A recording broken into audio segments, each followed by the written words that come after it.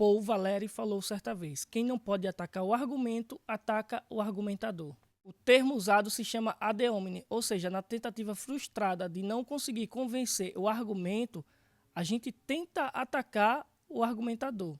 Para que uma vez você destruindo a figura do idealizador, você consiga também destruir a ideia. E como esse sistema não conseguiram de forma alguma destruir a mensagem da música Evangelho de Fariseu, porque é uma mensagem muito pesada, muito pertinente, mas também muito verdadeira. O que é que acontece? Eles tentam descredibilizar a autora da música, a cantora da música. Ou seja, se nós não podemos vencer ou invalidar o argumento, usaremos todas as nossas forças de forma orquestrada para anular ou tentar vencer o argumentador. Eu não vi nenhum dos pastores aqui no Brasil que eu considere sério ficar chateado com a música, se manifestar contra ela. Porque eles entenderam que a direção da música exatamente não são para eles, são para esses fariseus que vivem à custa do sistema. Já os fariseus, já os fanfarrões, já os pastores que cobram 15 mil reais para pregar, ficaram chateadinhos e até fizeram biquinhos. Isso é uma vergonha. E o meio gospel ele vai sempre se juntar para proteger o sistema. Se eles percebem que um lado ou outro está vulnerável e de repente vai perder aquela credibilidade de coisa boa, aquela boa imagem, eles se juntam exatamente para manter o discurso de que são a verdadeira igreja, de que são a igreja. E preste atenção, o sistema religioso não representa a igreja. Pastor itinerante não é igreja, cantores não representam a igreja. Eles representam o seu próprio umbigo e o seu próprio bolso. É verdade. É fácil toda essa turma aí se juntar para tentar descredibilizar a música ou manchar a mensagem da artista, mas essa mesma turma aí não faz nada com aquele pastor que está lá no 3º, 4º, 5º casamento e está lá presidindo a convenção de uma igreja e está lá pregando no congresso. É a mesma turma que fica calada quando vê aquele pastor pregando ou liderando uma grande igreja, mas cheio de processo porque usou toda a sua influência e o poder religioso para abusar de suas ovelhas. É aquela geração que não se incomoda com o mau caráter assumido, com o cantor mau caráter lá cantando, porque se ele canta algo em favor do sistema, independente de quem ele seja ou de como a vida dele esteja, todos fecham os olhos, todos passam panos, todos ficam de bico calado. É uma geração que fica calada em relação a esses picaretas de altar que estão aí revelando CPF, que estão aí cobrando oferta de 5, 10 mil reais, que estão vendendo voto à torto e à direito. Mas não tem problema não, a religiosidade, os religiosos sempre fizeram isso. Todas as vezes que não conseguiram vencer um argumento, eles tentaram derrubar o argumentador. Fizeram isso com Elias, a ponto de Elias não desejar mais viver. Se esconder numa caverna e ficar lá por dias, sem motivo nenhum de continuar vivendo. Porque não conseguiram exatamente de alguma forma destruir o seu argumento, pois sabiam que aquilo que Elias estava falando, por mais duro do que fosse, era de fato verdade. E a única forma de calar seria tirar a vida dele. Misericórdia. Fizeram isso com João Batista quando ele chamava o sistema de raça de víbora, principalmente o sistema religioso que se vendeu ao Império Romano. Não conseguiram aguentar o discurso de João Batista, era muito pesado. E não tinham nada o que fazer contra a vida dele, porque ele era um homem que dava exemplo. Então, o que é que acontece? Não conseguindo vencer João Batista, vamos silenciar definitivamente. Fizeram a mesma coisa com Jesus. E não à toa, Jesus, ao invés de preferir os templos, ele ia para os montes, ele ia para a beira da praia, exatamente porque sabia que o templo lá estava corrompido, porque o templo estava cheio de fariseus, cheio de pessoas que viviam da fé e da religiosidade alheia. Pessoas que tiravam proveito da crença do povo. E um dos momentos mais importantes da visita de Jesus no templo foi exatamente lá, para derrubar as bancas, para quebrar as bancas dos cambistas que estavam fazendo da casa de Deus um comércio. E aí esse grupo religioso quer fazer uma cortina de fumaça, enquanto na primeira parte da música ela fala, ela apresenta uma realidade desse evangelho camuflado, desse evangelho inflamado, desse evangelho egocêntrico, onde a gente só alimenta os altares para que eles possam estocar maná. O que é que eles pegam? Eles tentam desviar o foco. Não, ela está falando da Amazônia, ela está falando do Marajó, isso é pauta de esquerda. Como, meu Deus, é uma pauta de esquerda se a pessoa vive ali?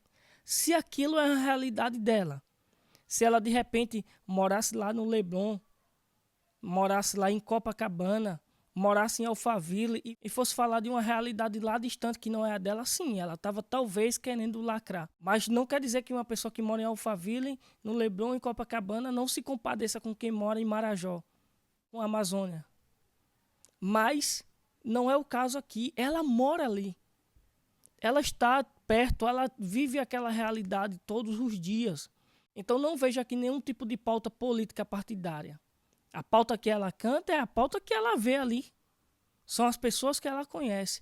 Mas vocês, para tirar o foco da mensagem principal, que é exatamente a ausência do evangelho e a ausência de bons cristãos na sociedade, o rumo que a igreja tomou. A igreja hoje se preocupa só em estocar, só em venha a nós e o vosso reino nada. Aí vocês começam, não, mas foi falado há tantos anos atrás pela Damares. Mas isso não é pauta, isso as pessoas não querem saber. Sim, Damares falou, ela vem e traz o caso novamente. Não é porque Damares falou que só o argumento e o ponto de vista de Damares está correto. Porque cada ponto de vista nós sabemos que é a vista de um ponto. Então Damares vê de um jeito e Aimee de outro. E cada um traz a sua realidade dos fatos. Mas até nisso vocês se incomodam, porque se o discurso não vos agradar, não passar pela aprovação de vocês, parece que ele não é válido. Vocês são fariseus. Vocês querem medir o mundo com a régua de vocês. E um dos grandes ataques a Aimee, ultimamente, é porque lá no Instagram dela tem uma referência a Djavan. E ela diz mais ou menos assim que Djavan é a arte que deságua nela, uma fonte de inspiração. E aí, talvez até fazendo alusão à parte da música Oceano. E as pessoas dizem, não, uma pessoa que diz que Djavan é inspiração não pode ter uma inspiração de Deus. Não pode fazer uma música com inspiração do Espírito Santo. Quem foi que disse? Mas aquilo que eu falei no início, o Ad Hominem, a gente não tem como pegar e criticar a menina porque ela mora lá, ela congrega, ela tem uma igreja, ela é serva, ela faz parte do Ministério de Louvor, ela limpa a igreja, ela arruma a igreja. Então, o que é que acontece? Não, mas ali tem dizendo que ela curte Djavan. Vamos pegar isso e vamos destruir a figura dela. Eu já falei aqui no canal que eu aprecio arte, não a religiosidade da arte. Então, para mim, se a arte for boa, eu sei apreciar. É bem verdade que existem muitas músicas lixo no meio secular, mas existem muitas músicas excelentes. Da mesma forma do meio religioso, no meio gospel, existem muitas músicas que são excelentes, mas a grande maioria, principalmente as que tocam ultimamente na rádio, a que faz a massa cantar, gostar, são péssimas letras, péssimas músicas, péssimos arranjos e péssimas escolhas de palavras. Eu toco violão há mais ou menos 25 anos. Ganhei o violão de minha avó, tinha 6 anos. Em determinado momento da minha vida, eu me interessei bastante pelas músicas, pelas letras de Djavan e passei a tocar muitas delas. Mas por que toda essa seletividade de demonizar e até se assustar com artistas seculares, colocando todos eles no mesmo pacote? Por que vocês fazem isso só com músicas? Não sei. Eu tenho certeza que a maioria de vocês assistem filmes no streaming. Eu tenho certeza que a maioria de vocês já foram ao cinema. Eu tenho certeza que a maioria de vocês já assistiram uma vez na vida um documentário. Hoje a onda do meio evangélico são os doramas. E até eu vi um pastor dizer, é melhor a igreja assistir dorama do que a novela da Globo. Eu concordo. Mas precisamos entender que assim como existem péssimos filmes, existem bons filmes que a gente pode sentar e aprender alguma coisa. Você já assistiu A Vida é Bela? Já assistiram o Show de Truman? Já assistiram Um Sonho de Liberdade? Já assistiram Mãos Talentosas? Já assistiram Homens de Honra? Não foram filmes que foram produzidos com o intuito de trazer uma mensagem religiosa. Mas ao terminar o filme, você para e você reflete e tem algo de bom ali. Alguns de vocês acham de boa o cara torcer e até o cara ir lá no estádio e cantar, não incomoda. Mas uma pessoa que diz que admira Djavan, aí já não presta. Tá vendo como de fato vocês são fariseus? Vocês que pensam assim, porque vocês têm 2 pesos e 2 medidas. Vocês são sepulcros caiados, por fora tudo bonitinho, mas por dentro o coração é podre. Vocês fazem o que está escrito na Bíblia. Vocês engolem um camelo, mas precisa coar um mosquito. Eu sei por que vocês querem destruir a imagem da artista, a imagem da cantora. Porque assim como ela compôs essa música, ela pode compor ainda mais. Porque assim como essa música foi um grande abalo no sistema religioso, ela pode trazer outras músicas que possam abalar. Ou ela pode inspirar outras pessoas a cantar isso aqui também. Ela pode inspirar outras pessoas a escrever isso aqui. Ela pode inspirar outras pessoas a documentar isso aqui.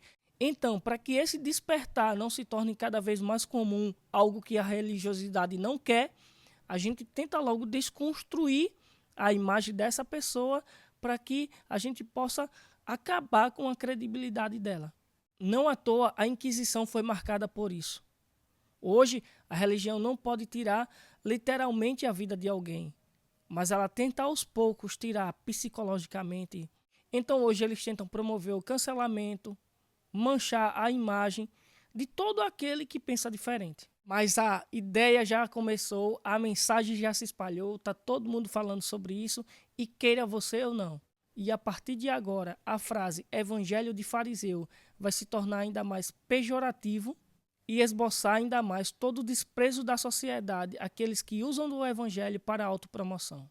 O maior erro do Império Romano e do sistema religioso da época foi tentar calar definitivamente o argumentador chamado Jesus. Porque achando que calando o idealizador iriam calar também a ideia. E a ideia se tornou cada vez mais forte, o evangelho cresceu com mais força, as pessoas que acreditavam passaram a acreditar ainda mais, porque nada é tão poderoso quanto um despertar, porque, como dizia Albert Einstein, uma mente que se expande jamais volta ao seu tamanho normal. Eu sou Gustavo Santos e esse foi mais um Você Interpreta.